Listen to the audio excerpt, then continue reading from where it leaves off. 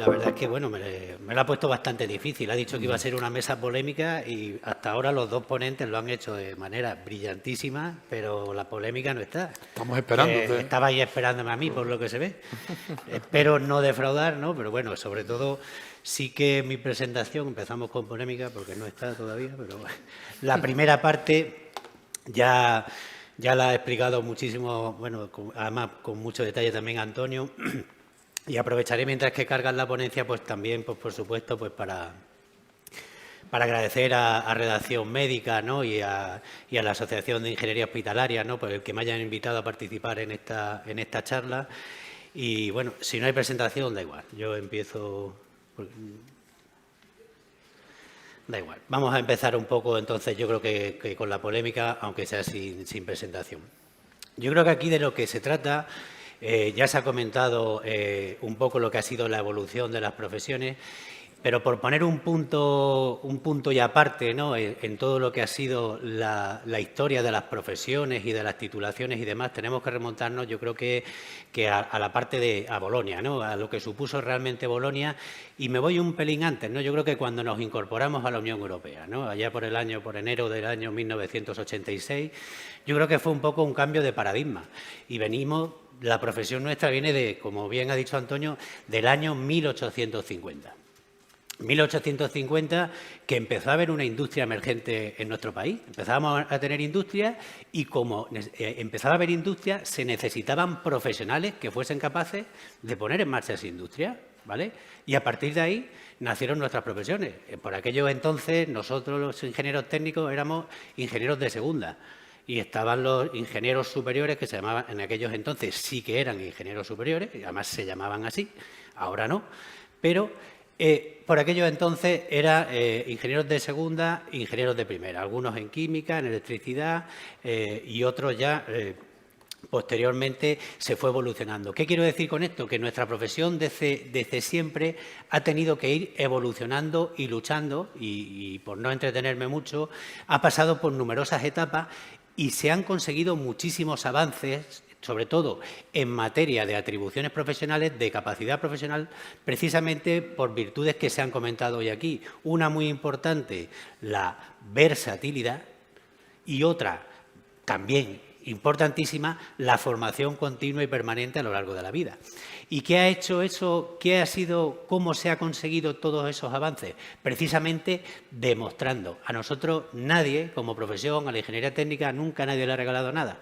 Todo ha tenido que ser a base de demostrar quiénes éramos capaces de hacer, y hasta donde hemos llegado ha sido precisamente por eso.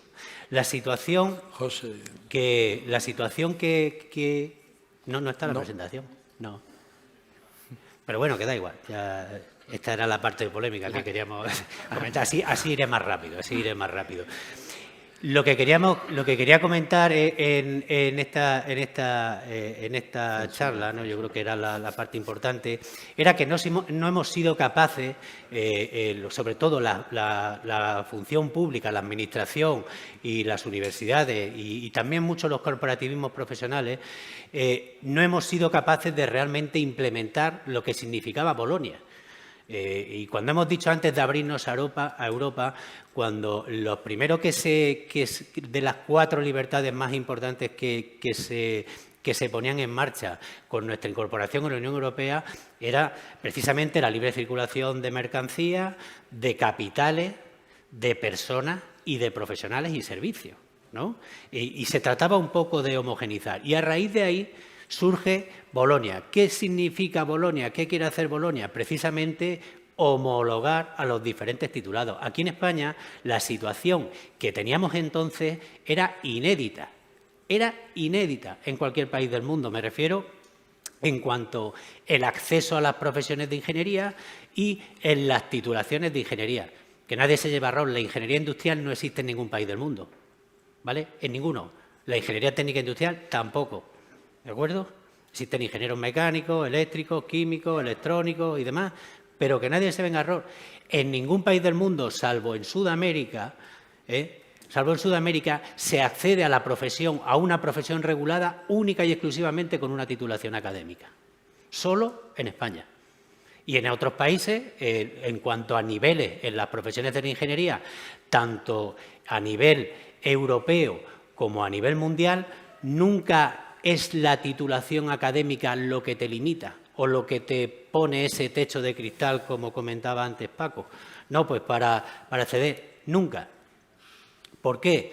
Porque existen otras cuestiones mucho más importantes, como estamos hablando en lo que es la experiencia profesional y la pericia profesional, ¿no? Y el aprendizaje permanente a lo largo de la vida con la experiencia y la formación.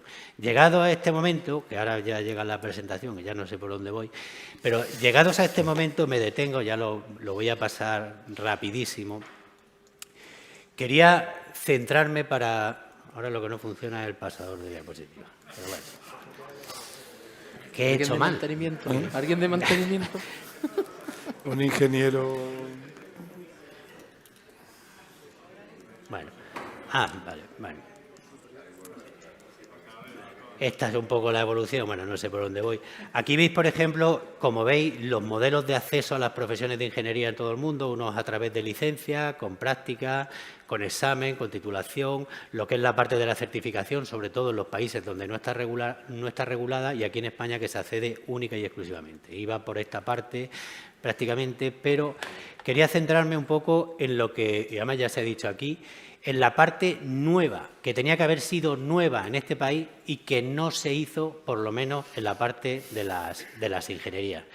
Cuando se surge la Declaración de Bolonia, que como hemos dicho anteriormente, era de lo que se trataba de hacer un marco que fuese comparable, ¿no?, entre todos los países, cuando hubiese movilidad entre profesionales, estudiantes, todos con los mismos créditos ECTS, no con los antiguos LRU, ¿no?, para que pudiésemos realmente tener ese espacio único donde poder desenvolvernos a nivel profesional y sobre todo también personal. Pues aquí se trataba, lo que era la teoría, era de que con todas las titulaciones pre-Bolonia, que como hemos dicho anteriormente son y siguen siendo inéditas a nivel tanto europeo como mundial, iban a surgir unas titulaciones nuevas, totalmente nuevas. Tenía que haber una ruptura total, algo que, como veréis posteriormente, no se ha hecho. Esa ruptura total se puso en marcha y, de hecho, salieron las titulaciones de grado, que lo dice bien claro, tanto el Real Decreto 1393 del 2007 como el actual 822, ¿no?, del 2021, que se ha reformado, y os podéis imaginar cuántas reformas hay, ¿no?, en este sentido, que los grados son de formación generalista y tienen que ir destinadas a actividades de carácter profesional. ¿Vale? Con un grado universitario lo que te tiene que dar es acceso a la profesión y punto. Y a partir de ahí vienen los másteres, que en ese sentido son de especialización académica, de inicio a la investigación o posteriormente los doctorados como investigación. Y eso se trató de trasladar, como así se hizo, al ámbito de la función pública a través primero de la Ley 7/2007 o del Real Decreto Legislativo 5/2015, al final por el que se pone en marcha el Estatuto Básico del Empleado Público. Y esa era la teoría, que en definitiva el grado iba a dar tanto acceso al grupo A1 como al grupo A2 y que la única diferencia era el nivel de responsabilidad y las pruebas de acceso, algo que puede parecer hasta incluso justo, ¿no? Yo creo que al final es justo. Cada uno puede acceder a los dos sin límite, pero en función de su responsabilidad y de las pruebas de acceso, pues tendrá un grupo A1 o un grupo A2. ¿Vale? Perfecto. Y luego, lo que sí que te dice también el artículo 76 del EBEP, que para exigirte una titulación académica diferente a la de graduado, tiene que haber una ley que diga que se tiene que exigir esa titulación. Y ahí es donde empieza un poco el desconcierto. Y esa es la parte de la teoría, y ahora vamos a la realidad. Y aquí empieza un poco ya la polémica. Y empieza la polémica, ¿por qué? Porque lo que ha pasado con las licenciaturas y con las diplomaturas, que se han unido todas en un grado de forma muy habitual y muy normal y muy cotidiana, y hasta incluso han colaborado en las propias universidades, no ha pasado lo mismo con la ingeniería y con la ingeniería técnica, todo lo contrario. Y aquí hay muchos agentes que han intervenido y que realmente creo que han puesto piedras en el camino para que esta situación que se ha comentado aquí, de que hubiese una única ingeniería, de que confluyésemos todos a una única profesión y demás, hubiese sido posible. Las primeras y las grandes culpables, las universidades. Y ya empezamos con la polémica, las universidades. ¿Por qué? Y sobre todo por intereses que al final también son corporativistas, que están dentro de las universidades, y otros intereses mayores todavía es por el hecho de tener alumnos más tiempo. Claro, ¿a quién le interesa que tenga un alumno 4 años si lo puede tener 6? Pues bueno, yo lo tengo 6, tengo más recursos, tengo más estudiantes, tengo más alumnos, vale. Y aquí entramos en un punto en el que yo además soy muy crítico en ese sentido, sobre todo con las universidades politécnicas, ¿no?, que son las que tenían las antiguas titulaciones de ingeniería. Y en este punto soy muy crítico porque al final nosotros estamos tenemos una pérdida de oportunidad en relación a los diferentes países y estamos obligando a determinados esfuerzos, tanto económicos como de tiempo, tanto a nuestra sociedad como a los propios alumnos, a los cuales se les está prácticamente obligando a hacer esos másteres. No os podéis ni imaginar los cambios normativos que han tenido que hacer las universidades. Ahora ya te permiten, sin haber terminado el grado, poder matricularte en el máster. Ahora ya te permiten que el primer curso, cuando te matriculas el primero de grado, ya te puedes matricular en el máster. Todo lo que están haciendo, lo que yo le llamo siempre ingeniería financiera, ¿no?, que se hace en la universidad, todo eso es lo que están haciendo ahora mismo, modificando eso. Y claro, al final yo siempre digo lo mismo. ¿Cómo es posible que los mejores títulos de ingeniería que se imparten en el MIT de Massachusetts, en Oxford, en Cambridge, en Stanford, son titulaciones de 4 años y aquí en España tenemos que hacer titulaciones de 4 más 1 o más 2? ¿Por qué? Claro, hay algo que no les gusta muchas veces a los rectores cuando lo escuchan. No, porque les digo, oye, hay dos cuestiones. Una, que no lo creo, que los españoles seamos más tontos y necesitamos más años para ser ingenieros. Y otra, que ya no lo sé, que las universidades enseñen peor, ¿vale? Y aquí tenemos ya un problema, porque son las propias universidades las que están diferenciando. Han querido seguir manteniendo las titulaciones antiguas y lo que han hecho ha sido cambiar, en vez de fusionar la ingeniería técnica y la ingeniería en una única titulación de grado, igual que ha ocurrido con las licenciaturas y con las diplomaturas, ellos han dicho, no, la ingeniería lo pasamos a grado más máster y la ingeniería técnica al grado. Y claro, así las universidades siguen manteniendo su cuestión. ¿Qué ocurre? Que la sociedad no se lo compra. La sociedad no se lo compra, las empresas no se lo compran, los alumnos no se lo compran. No se lo compran. ¿Y qué están haciendo? Inventándose todas esas cosas, como hemos dicho antes, toda esa ingeniería, ¿no?, que están haciendo dentro de las universidades para que se vayan matriculando directamente en los másteres y para que sigan haciendo los másteres que a ellos les interesan, que en este caso son los másteres habilitantes. Y esa es una situación que estamos denunciando día tras día. Pero ¿cuál es? Y dicho eso, ni la sociedad ni la empresa, lo compra. La sociedad y la empresa quiere graduados y, de hecho, yo tengo que decir, además, datos muy positivos de lo que son los graduados en ingeniería a través de nuestro portal de Proempleo y demás. Las ofertas de empleo de los graduados en ingeniería del último año han aumentado un 60% desde enero hasta aquí, 19.000 ofertas de empleo. La gente, como os podéis imaginar, ¿quién va a estudiar un máster si tiene trabajo cuando acaba el grado? Pues nadie. Dice, ya estudiaré luego un máster de especialización en la parte que a mí me corresponda y esa parte la deja de lado y están solo haciendo el grado. Por eso cada vez hay menos estudiantes de máster. ¿Y cuál ha sido el otro agente que está contribuyendo a que no sea posible esa unificación, esa reunificación, esa lógica, esa justicia dentro del ámbito de la ingeniería? La función pública, la administración, que está totalmente obsoleta. Es que estoy cansado, estamos denunciando día tras día que siga habiendo todavía cuerpos de ingenieros superiores. Oiga, mire usted, los cuerpos de ingenieros superiores, lo acabamos de decir, son del 1850. ¿Saben cuándo es eso? El año siglo XIX, mitad del siglo XIX. Desde el año 1970, con la Ley General de Educación, las titulaciones, las ingenierías técnicas pasaron a ser titulaciones universitarias, también superiores. ¿vale? Hay sentencias del Tribunal Supremo que dicen que no se puede utilizar el término ingeniero superior ni ingeniería superior, que son ilegales. Hay certificados del propio Ministerio de Universidades que dicen que no. La carta del propio Carlos Lesmes como presidente del Consejo General del Poder Judicial y del Tribunal Supremo diciendo que no se utilice y que le va a decir también a los jueces que no utilicen esa expresión. ¿Y qué ocurre? Que la Administración le da lo mismo. Ella sigue a su ritmo, ella va tranquila, no cambia. Si al final sabéis cómo funciona mucho la Administración, que vosotros la conocéis perfectamente, va muy pausada. Pues siguen todavía en esa situación. Pero también es desagradable que te llamen titulado de grado medio, titulado medio o medio titulado. Eso ya por ahí no pasa. Es vergonzoso. Todo eso hay que denunciarlo todos los días. Ya está bien, que somos todos titulados y además superiores, que somos ingenieros, ¿vale? ¿De acuerdo? Somos ingenieros. Aunque aquí en España seamos ingenieros técnicos, cuando salimos fuera somos ingenieros, a secas. Y tenemos que quitarnos también ese complejo. Y ya está bien. Y todo eso, por eso yo siempre digo que al final la administración pública, la función pública, es la que realmente está contribuyendo a que esto siga así, la que no pone cordura a esta situación.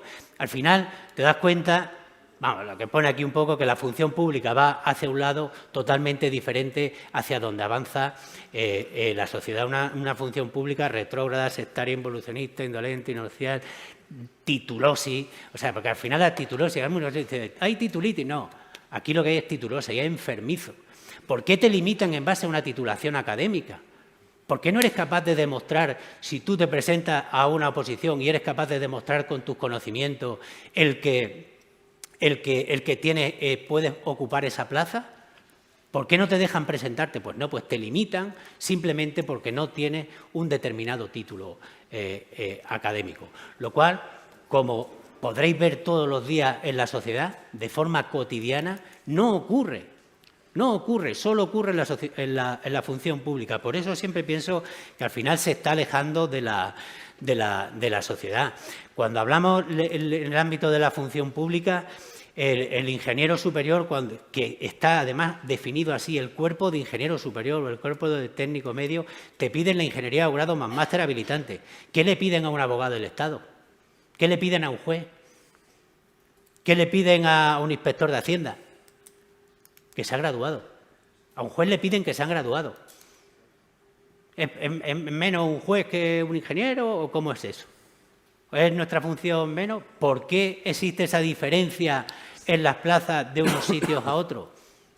Podéis imaginaros, muchas veces corporativismo rancio. Cuando decía esto, el tema de las denominaciones clasistas de los cuerpos de ingenieros superiores, la denominación de ingeniería superior, yo sí que os pido que ese tipo de cuestiones se eliminen. La administración pública obvia cualquier referencia a los niveles de cualificación y las competencias, ni los MECES, ni el EQF. ¿Qué es el EQF? El European Qualification Framework, ¿no? Las competencias y capacidades que tiene cada uno. Y están asignadas. Y lo ha comentado Paco en su estudio. El 60 y tantos por ciento, 62, 63% de los ingenieros técnicos tenían un máster, ¿no? Si tienen un máster universitario oficial, eso es MECES 3 y EQF 7. ¿De acuerdo? ¿Y qué es lo que tiene un ingeniero industrial? MECES 3 y EQF 7. Al final son las mismas competencias y cualificaciones, o por lo menos el mismo nivel de competencias y cualificaciones, porque luego ya la experiencia cada uno va en lo que cada uno es capaz de hacer. Aquí no se considera la carrera profesional o aprendizaje permanente a lo largo de la vida. Un minuto que tengo para la fábula del ingeniero del tornillo, yo creo que todos la conocéis, ¿no? Un poco, pero al final es una historia real. No sé si a principios del siglo XX Henry Ford fue a poner una factoría, ¿no?, de fabricación de coches y el generador le fallaba, ¿no?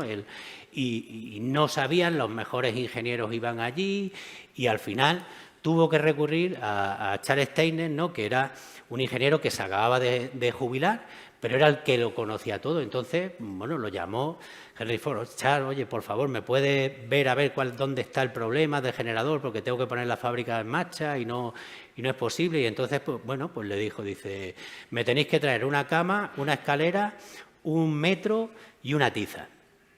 Pues nada, lo dejan esa noche allí, este Charles está escuchando el ruido del generador y tal y demás. Al día siguiente se levanta, bueno, me tenéis que desmontar el lateral, traerme la escalera y contarme 12 metros en la bobina y a partir de aquí cortarme el bobinado.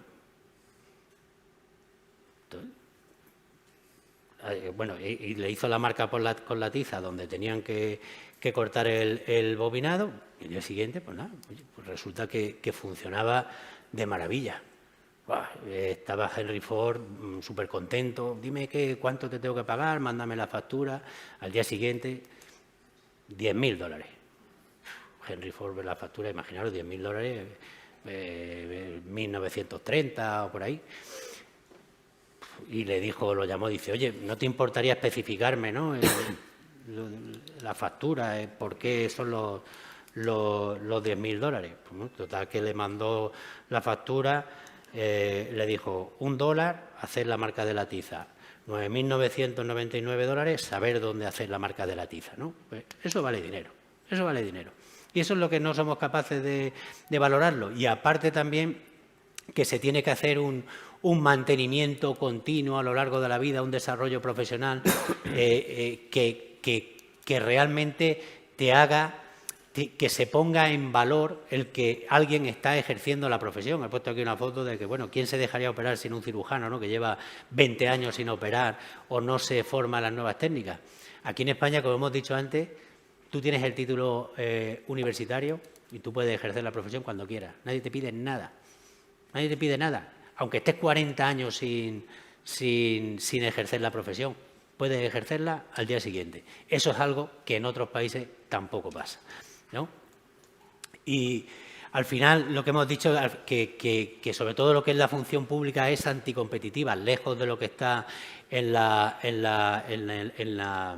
propia sociedad. No se justifica en ningún momento ni se definen cuáles son las actividades y por qué lo puede realizar un profesional y no otro. Yo creo recordar que las atribuciones profesionales legalmente establecidas, que nada tienen que ver con las que cada uno de nosotros sabe hacer, porque aquí parece que todos los que tenemos el mismo título sabemos lo mismo y no es cierto, porque no es cierto. Es que al final tendemos siempre a generalizar. Todos los ingenieros técnicos sabemos hacer esto. Pues no es cierto. Yo no sé hacer ni la mitad de las cosas que hacéis vosotros. Porque vosotros estáis en los hospitales todos los días haciendo unas cuestiones que yo no sé hacer y tengo el mismo título que vosotros, ¿vale? Pues no todos somos iguales, ¿no? Y por tanto, esa es otra de las cuestiones que tiene que hacer. Y en el ámbito de la ingeniería sanitaria, comentaba, último minuto, sí.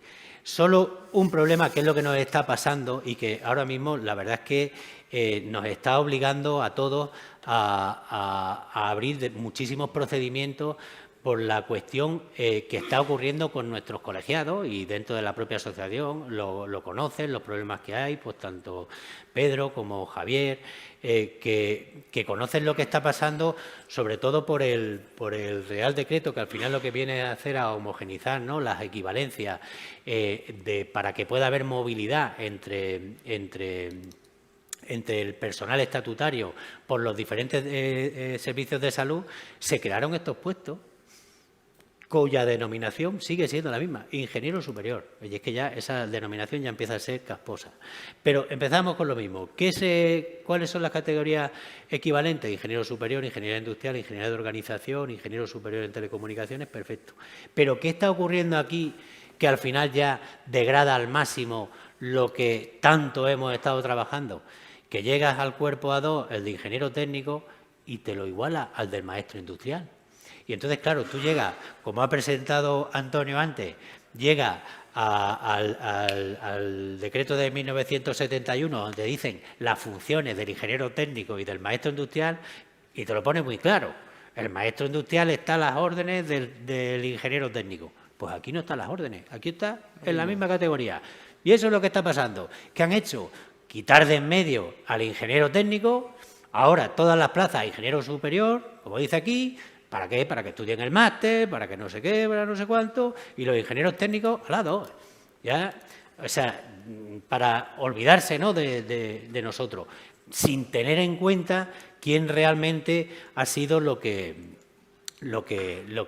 vamos, quien ha estado trabajando. Por eso yo creo que al final lo que se necesita es una función pública moderna, competitiva, digital, cercana, justa y europea, que bueno, que la verdad es que nos va a costar muchísimo, pero que espero que consigamos. Y nada más, espero haber puesto un poco de polémica, ¿no? Y que era de lo que se trataba. Y Polémica, no sé, pero pasión.